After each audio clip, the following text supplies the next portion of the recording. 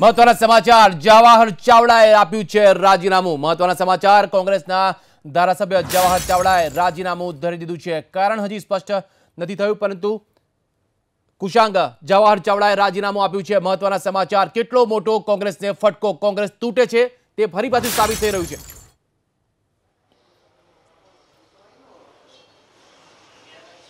વિશાલ, 2 દિવસમાં બીજી ખબર છે જ્યારે જવાહર ચાવડાએ કોંગ્રેસમાંથી રાજીનામું આપ્યું છે।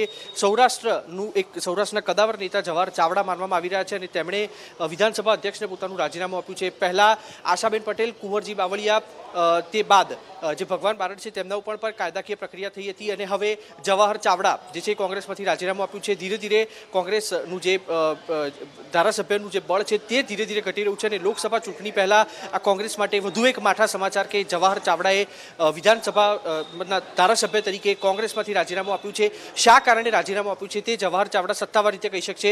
ગુજરાત પ્રદેશ કોંગ્રેસને હાલ સુધી પણ તેની જાણ કરવામાં આવી નથી। વિધાનસભાના અધ્યક્ષને સીધું જ રાજીનામું આપવામાં આવ્યું છે। તેમની નારાજગીની અટકળો પણ આ અગાઉ પણ ક્યારે ચલાવવામાં નથી આવી, પરંતુ તે પહેલા જવાહર ચાવડાએ જે રીતે રાજીનામું આપ્યું છે, ચોક્કસથી ગુજરાત પ્રદેશ પણ આ મામલે થઈને ગણતરીની જે મિનિટો છે, ગણતરીના સમયમાં બેઠક કરી શકે તેવી હાલ માહિતી સામે આવી રહી છે। વિશાલ, કુશાંગ, કોંગ્રેસ માટે સ્થિતિ એવી થઈ ગઈ છે કે એક સાંધતા તેર તૂટે તે પ્રકારની સ્થિતિ છે। જવાહર ચાવડા ઘણું મોટું નામ છે અને ઘણું પક્ષમાં તેમણે કામ કર્યું છે। અચાનકની આ નારાજગી, કોઈ ફરિયાદ વગર રાજીનામું, સીધું રાજીનામું આપી દેવું કોંગ્રેસ માટે જાણે કે સર્જિકલ સ્ટ્રાઇક સમાન કહી શકાય।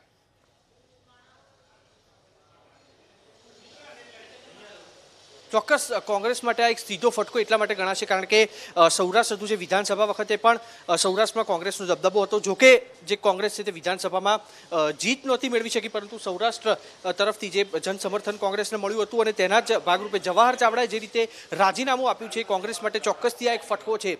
લોકસભાની ચૂંટણી પહેલા કોંગ્રેસ માટે મહત્વના જે દિવસોમાં જ્યારે લોકસભાની તૈયારીઓ કરવાની હોય છે અને તે પહેલા CWC અને રાહુલ ગાંધીના અમદાવાદ આગમન પહેલા મહત્વના સમાચાર જવાહર ચાવડા ભાજપમાં જોડાઈ શકે છે। જે રીતની અટકળો હતી કે કોંગ્રેસના કેટલાક ધારાસભ્યો ભાજપમાં જોડાઈ શકે છે, જવાહર ચાવડાને લઈને પણ આજ અપડેટ આવી રહી છે। જવાહર ચાવડાએ રાજીનામું આપી દીધું છે અને શક્યતા દર્શાવાઈ રહી છે કે તેઓ ભાજપમાં જોડાય। માણાવદર કોંગ્રેસના ધારાસભ્ય છે જવાહર ચાવડા અને તે ભાજપમાં જોડાઈ શકે તેવા અહેવાલો પ્રાપ્ત થઈ રહ્યા છે।